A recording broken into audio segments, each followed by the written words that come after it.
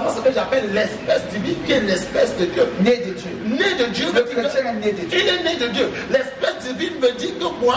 L'espèce divine ne peut donner naissance qu'à l'espèce divine. En d'autres termes, la chrétienté, c'est la divinité habitant en une personne et faisant de cette personne une personne divine. Ça, c'est merveilleux, pasteur, de savoir que en tant que chrétien, nous sommes l'espèce de Dieu. Nous sommes l'espèce de Dieu. Avec les qualités de Dieu. Avec les qualités, la nature divine de Dieu et la vie de Dieu. Jean a dit dans le livre 1 Jean 4:17, tel il est dans les cieux, tel nous sommes sur la terre. Dieu n'est pas malade. Exactement comme David au milieu de la religion, parce que ce n'est pas facile de dire certaines vérités aux religieux, parce qu'ils seront en train de critiquer et dire est-ce que c'est vrai, est-ce que c'est ce que la parole de Dieu a dit. David s'est levé avec courage, avec audace. Il a dit dans le livre Psaume 82, à partir du verset 5. À partir du verset 5, il dit ils marchent dans les ténèbres, ils ne connaissent pas, en d'autres termes, ils ne comprennent pas.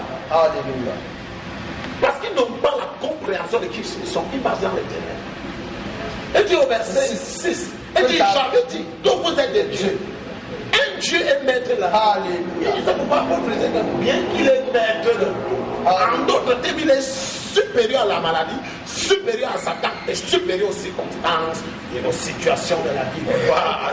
Homme de Dieu, je veux continuer à lire le verset. Il dit, mais il est sous des tuteurs et des administrateurs jusqu'au temps marqué par le Père. Oui. Il dit, à partir du verset 3, oui. verset 3, il dit, nous aussi. Il dit, nous aussi. De la même manière. De la même manière. Lorsque nous étions enfants. Lorsque nous étions enfants. Lorsque nous étions népios, bébés spirituels sans compréhension de la parole. Il dit, nous étions sous l'esclavage des rudiments du monde. Nous étions esclaves des rudiments du monde.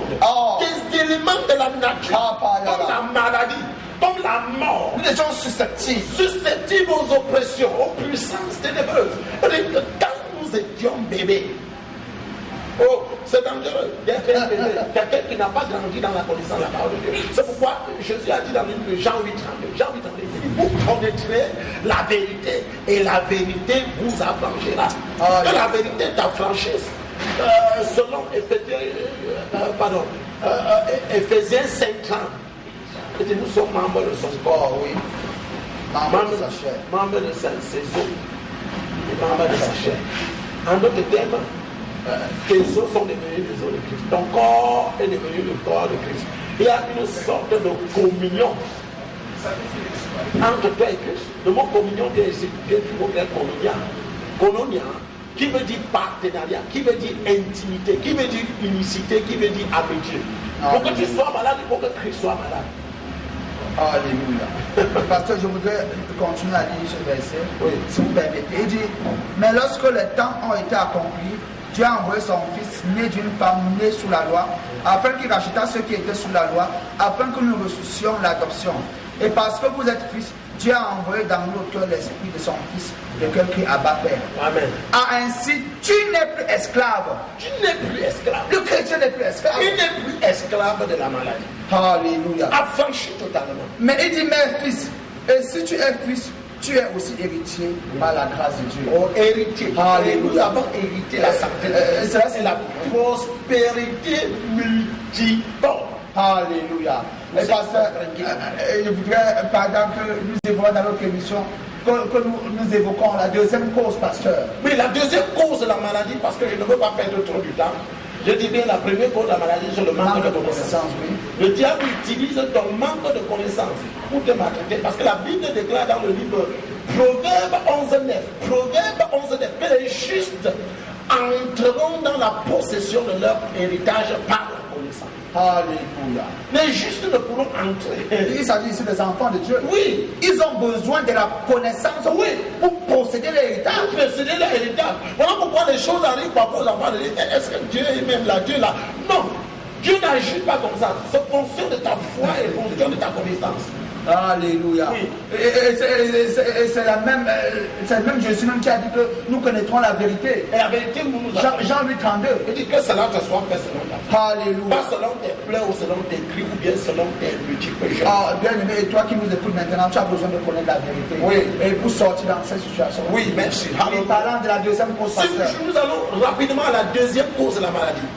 C'est pourquoi les chrétiens sont-ils malades. La deuxième cause, c'est le mépris de la parole. pasteur? Le mépris de la parole. Et pourquoi vous voulez parler du mépris de la parole? Je parle du mépris de la parole parce qu'elle est une très grande cause de la maladie. La Bible dit dans le livre de Matthieu, chapitre 4, verset 4, que l'homme ne vivra pas seulement du pain, seulement de toute parole qui sort de la bouche de Dieu. Alléluia. La parole de Dieu est une nourriture. Ça nous nourrit, ça nourrit notre esprit. Et aussi longtemps que notre esprit est fortifié par la parole de Dieu, nous ne pouvons pas être malades. Et parce que vraiment, vous venez d'évoquer un sujet aussi important que la parole de Dieu, l'importance de la parole de Dieu dans la vie du chrétien. Oui, la parole de Dieu est une nécessité. Selon Proverbe chapitre 4, à partir du verset 20. Il dit, mon fils, incline ton oreille à ma parole. En d'autres termes, il dit, intéresse-toi à ma parole. Alléluia. Beaucoup de chrétiens aiment le chemin. Ils n'aiment pas la parole de Dieu. Hein? Proverbe chapitre 4, à partir du verset 20.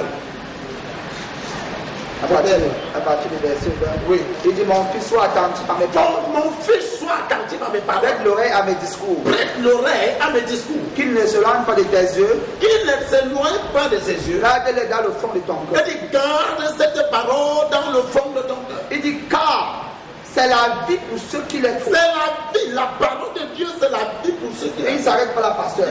Il dit, c'est la santé pour tout le corps. C'est la santé pour tout ton corps. Alléluia. C'est la santé pour tout ton corps. La parole de Dieu. La parole de Dieu. Le mot grec ici, c'est ma paix. Ma paix, pasteur.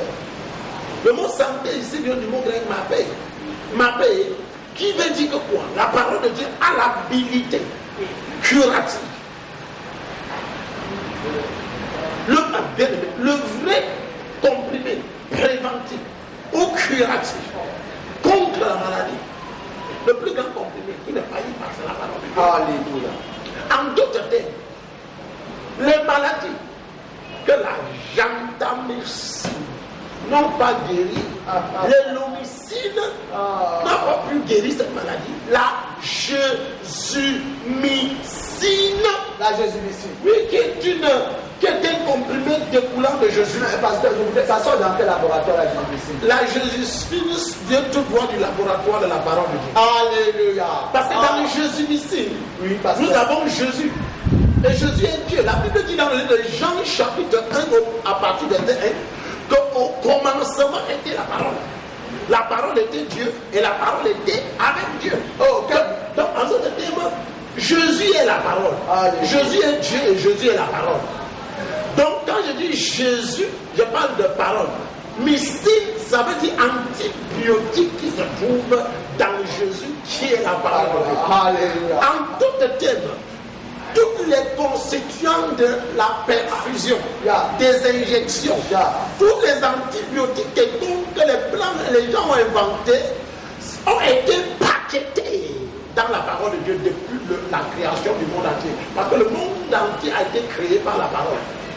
Et le mot créé vient du mot grec bala, qui veut dire faire exister quelque chose au-delà d'aucune ressource matérielle ou financière. En d'autres termes, si tu es malade, crée la santé avec quoi? La parole. Applique la parole. De la même manière, comme la Bible déclare dans le livre de Genèse, chapitre 1, à partir du verset 1 à 2. Au commencement, la terre était uniforme, informe, ça n'avait pas de forme. Et Dieu a dit que quoi? Que la lumière soit avec la parole.